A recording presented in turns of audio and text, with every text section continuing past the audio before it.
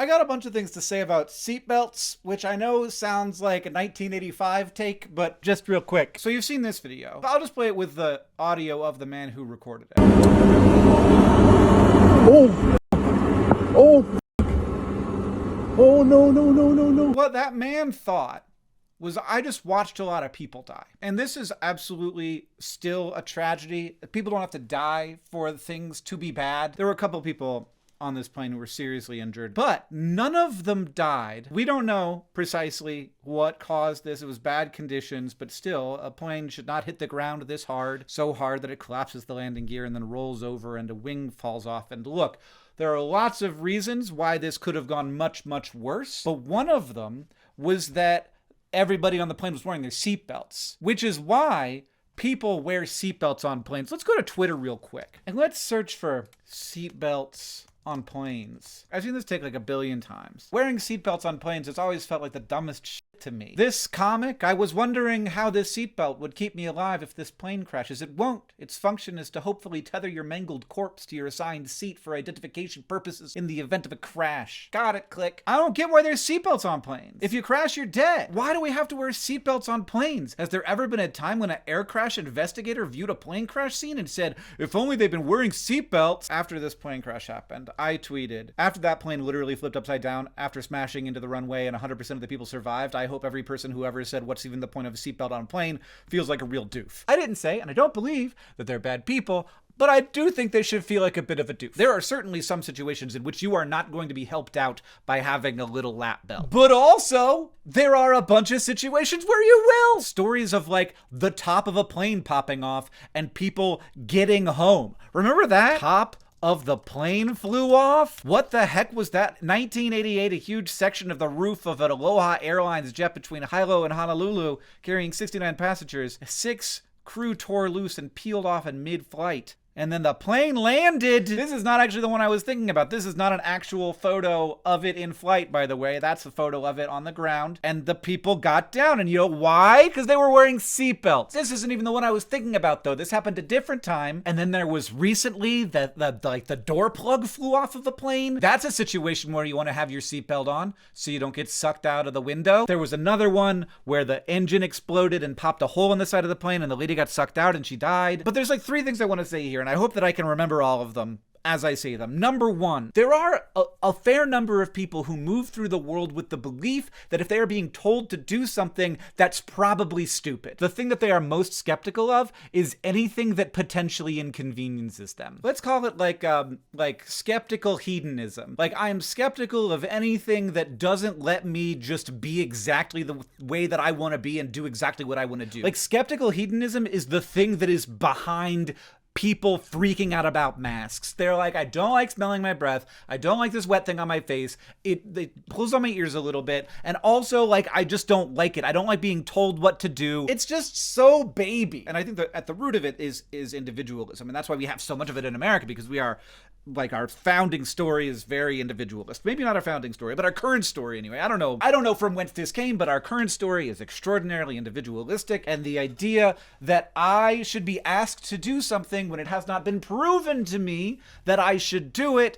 is infuriating. And I will, through motivated reasoning, create a circumstance in which I shouldn't have to wear this stupid thing. And also, I should be able to put my seatbelt back immediately. Because that's another thing. Putting the tray table up, having the seat in the upright position, those are both because if there is an accident, they want it to be easy for you to get out of the plane. So if the person's seat is pushed back, 1, you might hit that with your face, and 2, you want to be able to get up and get out, especially the person next to you, who would then have to like get around the tray table and et cetera, and now that person's stuck in the plane. And the plane is on fire. Like, you can't live in a world where it's been explained to you why that's important. And you don't want to live in that world because you don't want to constantly be engaging with every little goddamn thing. Like, there was somebody, I tweeted this also on Twitter. There was this guy on Twitter who said maybe it would be more effective if they included the video of this incident and various others in safety videos in trying to make them, quote, fun. This is a joke, yes? And Scott Manley replies, I don't think the average person will be reassured by real stories of terrible crashes, but that's what works for me. And I, like, yeah, sure, it's gonna work for some people, but I tell you what, airlines And also the airline passengers are not going to want to watch air disasters right before taking off. I did that in a hotel room one night before taking a flight, and that was a mistake. A thing that I think is that if there are people who are in charge of an airplane, they know better how to protect my safety on that airplane than I do. I think the FAA is better at that than I am. I think that Delta and the flight attendants on my plane are better at that than I am. Right? That's the end of this section. Number 2, am I over-exaggerating all of this because it was just a few tweets and it's a thing that I heard in the past and it's dumb? Yeah, probably. But is this like skeptical hedonism thing a bigger deal than just this? Yes. It is huge and it is growing and it is a problem. And I think it has a lot to do with vaccines. It has a lot to do with like this crazy wave of populism. And I think it's a big part of people hating the government, of people hating USAID. I think that it's everywhere. If something doesn't help me, it must be bad. If it does help me, then it is unquestionably good. And that's just not how you build a society. And that brings me to point number 3, which is that this is my biggest tweet of all time on Blue Sky. 60,000 likes. That's a big one. And the reason for that is because I think that Blue Sky is where all of the people who do not like this kind of skeptical hedonism, I think that's where they went. Like, that might be one of the biggest defining traits of this group. Though, they do have plenty of skeptical hedonism when it comes to corporations and like things that the left would not like. And also, like, humanity. Like, that's a big thing that I see on Blue Sky that I don't see on Twitter. Like, I tweet about the asteroid that was gonna hit us but then didn't hit us, and I get normal responses. On Blue Sky, I tweet about that, and a bunch of the responses are, finally someone to cure the plague of humans upon this earth. And that's not. But this is something that the Blue Sky crew doesn't like the idea of being skeptical of, because it's a government regulation that makes sense, and they're tired of people being like, all government regulations must be bad, because by default, especially if they slightly inconvenience me by making me have to like have a piece of fabric around my waist or face. What I want to say is I don't think that this cynical hedonism thing is unique to either side of the ideological spectrum. I think that it is more common on the populist right than on the populist left. I think that the place where it is really less common is among people who are skeptical of populism generally, because I think it is a component of a populist message. Like, I saw a post the other day about how like the airplane seats are so packed in now, and the take was that's to optimize the profit for the airline. And it's to optimize the profit for the airline, but it also decreases the price of the seats, which allows more people to buy tickets, which allows the airline to make more money. But it also provides a service for more people than would otherwise be able to have it. And those people continue to buy that product even though they know the product they're going to get. And you might say, no, Hank, they should make less money. They should make less money providing a service for fewer people. But if then there's a bunch of people who want to go to see their grandma and can't afford it, is that better? Like, I don't know. It doesn't seem cruel to me. Certainly there's an element of greed to it, but it is the way that it is. And the reason why first class seats cost more money is because they can fit fewer of them on the plane. So if everybody had a bigger seat, there would be fewer seats on the plane, which in addition to being, more expensive and fewer people could fly, it would be way less efficient per passenger mile traveled. And in order to move the same number of people, you would need to burn more jet fuel. So I don't know, like, it feels similar to me. I don't think that it's the same thing, but it feels similar to sit in an uncomfortable chair and be like, the thing that is inconveniencing me must be something evil. Instead of like, well, this way more people can fit on this plane and the prices were lower, which allows more people to travel, and also it's more efficient per passenger.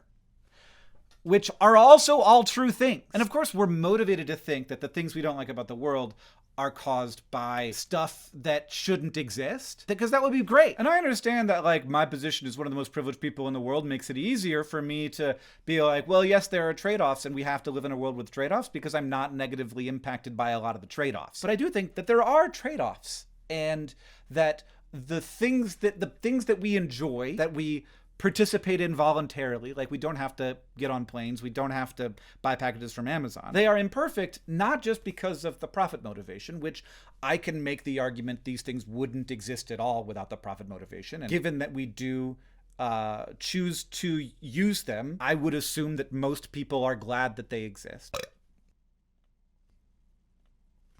How do I end this video? Now, of course, I believe that the left-wing version of this has a lot more legitimacy than the right-wing version. Like the right-wing version of like the government shouldn't tell me what to do, and the left-wing version of these corporations are making my life worse and they don't have to. They could just have lower profit margins. But I don't know if I like super trust that, because that is, of course, my politics. What I would like is for us all, and I know this isn't going to happen, to be skeptical of the times when we have an impulse that like this thing must be bad because it is inconveniencing me in particular.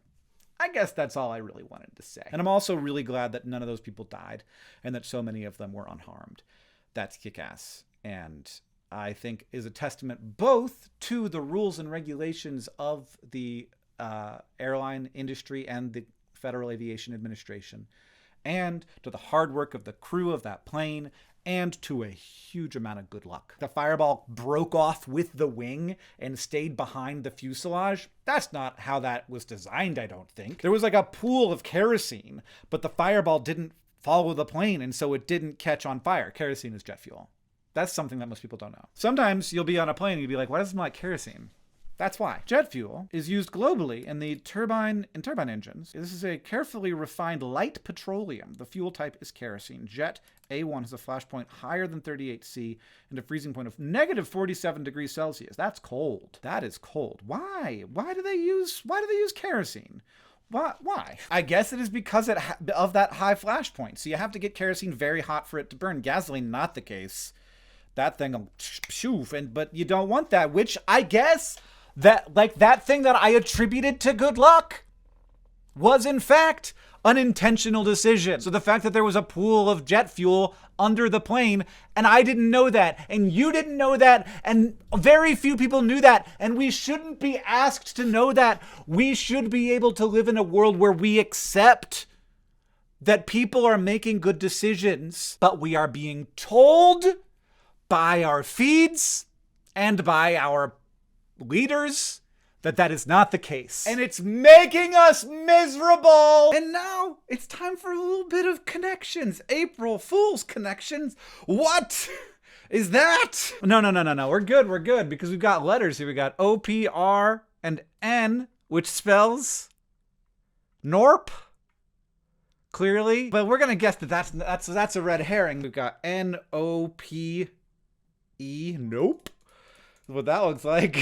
That's fun. Euro. So we've got currencies. That's got to be the yellow, hopefully. Let's try and organize. Oh, I got him in a good spot and I didn't stop. I don't need to do this. I can use my brain. That's good enough. None of those were in the letter category, so that is still an option. And like, look, it might be, but I want to see first. I am going to get this perfect in purple first. What else do we have? We got an ampersand. We've got the plus. And those both mean and. What else can mean and in this? That can mean or, like bit o. So it's like bit of honey, nuttin' honey, n. What's bit of honey? Is that a thing?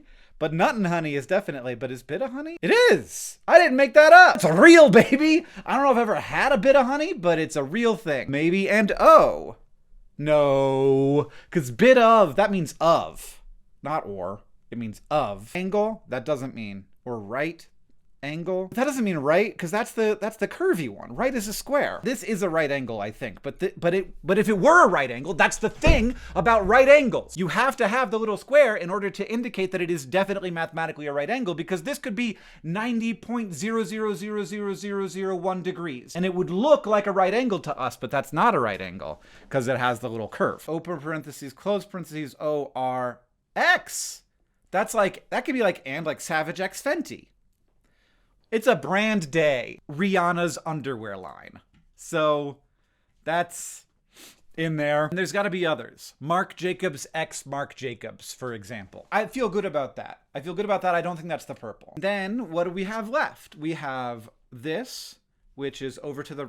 That's actually disappointing me. So if that's over to the right, this can also mean right. An R can mean right. This... But is there a fourth one?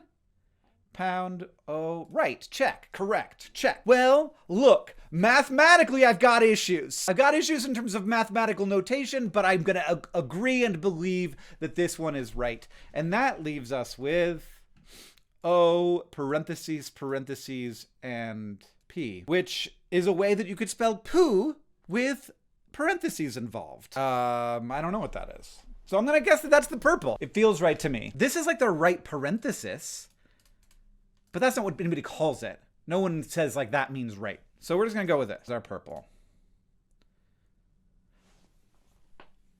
It's a failure for today. We have a failure for the day because that emoticon mouths. That's definitely the purple. It's not and it's not the currencies, obviously.